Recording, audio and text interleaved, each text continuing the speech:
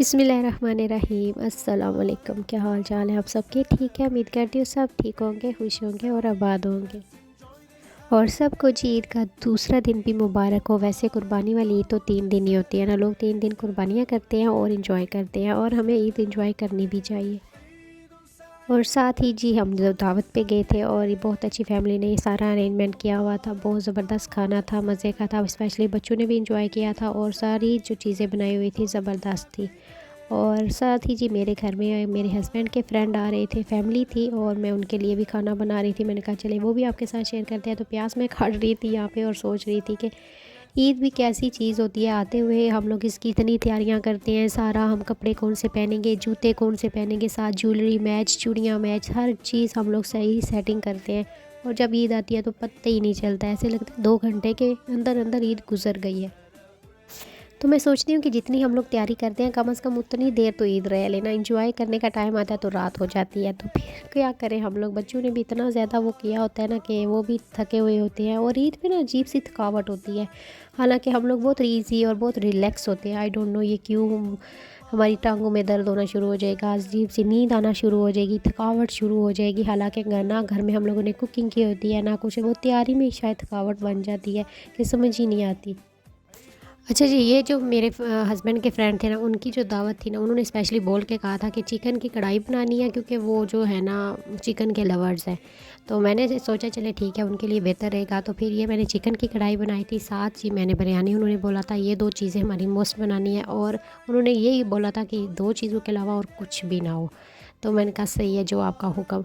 तो जितना हम लोग कर सके थे हम लोगों ने किया। और स्पेशली मुझे तो अच्छा ही लगता है कि जो है ना गेस्ट आएँ और उनकी खिदमत करना, और उनका जो है ना, वैसे भी मैंने पहले भी आप लोगों को बताया हुआ है कि मुझे अच्छा लगता है कि हमारे घर कोई गेस्ट आता है और उसकी खिदमत करना भी अच्छा लगता है।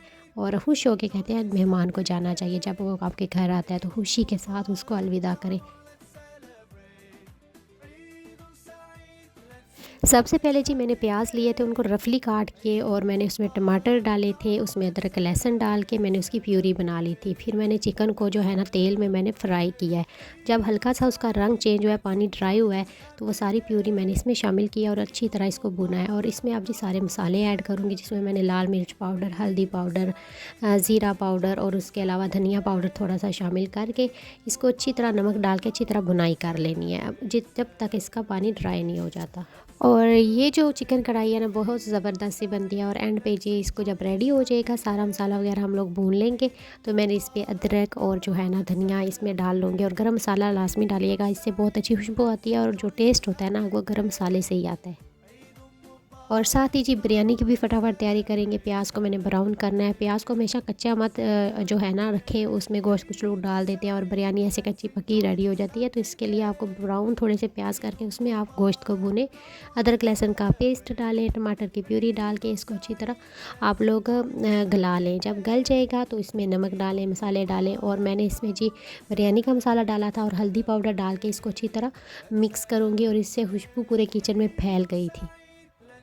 और एक बात यहाँ पे मैं बताना आपको चाहूँगी कि हमारी जो माएँ हैं ना, वो कहती थी कि आजकल तो खानों में जायके ही नहीं है, खुशबू ही नहीं है। जब हमारे घरों में ना जब हमारे दौर होते थे तो पड़ोसियों के घर वो हलवा बन रहा होता था ना, हमारे घर उसकी खुशबू आ जाती थी। आजकल हलवा बनता है, उसकी खुशबू ही नहीं आती है। तो मैं कहती हूँ अम्मी, आजकल ना पड़ोसियों के घर बिरयानी बनती है ना, तो हमारे घर उसकी भी खुशबू आ जाती है, क्योंकि आप लोग हलवा लवर्स थे तो आपको हलवे की खुशबू आती थी, हमें हलवे की खुशबू नहीं आती। तो हम तो बिरयानी लवर्स हैं, तो हमें बिरयानी की खुशबू तो वो जो पड़ोसियों के भी पड़ोसी हो ना, उन्होंने भी बनाई हो ना, हमारे घर खींची चली आती है वो खुशबू कि आप भी बनाओ। और जब तक जी हमारे चावल उबल जाएंगे तो फिर हम लोग इसको तेल लगा लेंगे, एक तय नीचे लगाएंगे, फिर सारा मसाला इसमें शामिल करके बाकी तय इसके ऊपर शामिल कर देंगे। और मोस्टली जो हम लोग ना कुर्बानी की ईद पे यही होता है कि हम लोग कलेजी घर में लाजमी बनाते हैं। तो मैंने इस दफ़ा जो है ना स्किप किया, वरना मैं हर ईद पे ना कलेजी लाजमी बनाती हूँ, और मेरे हस्बैंड को बहुत ज़्यादा पसंद है, वो बहुत ज़्यादा खुशी से खाते हैं। तो मैंने कहा चले कोई बात नहीं, इंशाल्लाह नेक्स्ट टाइम तो हम लोग लाजमी बनाएंगे।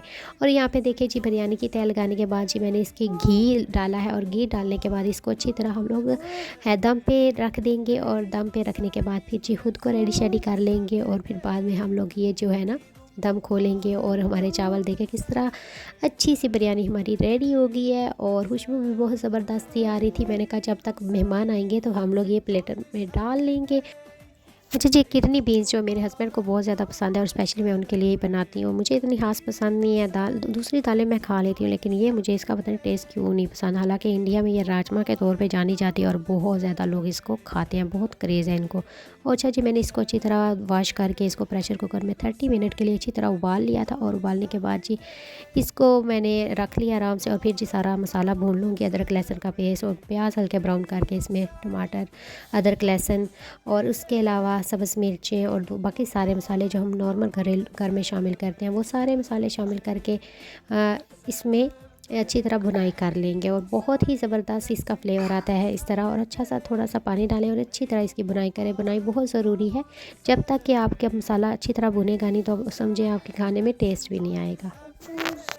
मसाले की अच्छी तरह भुनाई करने के बाद इसमें राजमा डाल लेंगे, और राजमा डालने के बाद इसको अच्छी तरह भून लेंगे, सब्ज़ धनिया के साथ, गरम मसाले के साथ इसको गार्निश कर लेंगे। और ये ज़बरदस्त सी रेडी हो गई थी, और इसको हम प्लेट में शामिल कर लेंगे। और मेरे इस तरह जी सारा खाना रेडी हो गया था, और ये देखें जी लुक। और उसके साथ जी मैंने कढ़ाई को भी दोबारा गर्म होने के लिए रख दिया था, और इसमें नींबू और जो है ना सब्ज़ मिर्चें जो काट के शामिल करते हैं ना, इसका टेस्ट ही कुछ और होता है। इसको रोटी नान के साथ खाएं, बहुत मज़े की लगती है। और बिरयानी को भी मैंने प्लेटर में डालना शुरू कर दिया था, और ख़ुद भी हम लोग रेडी चेडी होके आ गए थे और अच्छी तरह के वेलकम करने के लिए। और यहाँ पे सारी चीज़ें जो है ना हम लोग प्लेट में शामिल करके इस तरह रख लेंगे। तो आप भी ज़रूर बताइएगा कैसी लगी है आपको मेरी ये वाली सेकंड ईद की रेसिपीज़, और अपनी दुआओं में शामिल रखिएगा। इंशाल्लाह नेक्स्ट रेसिपी और नेक्स्ट व्लॉग लेके आपके साथ हाज़िर होंगी। अल्लाह हाफ़िज़।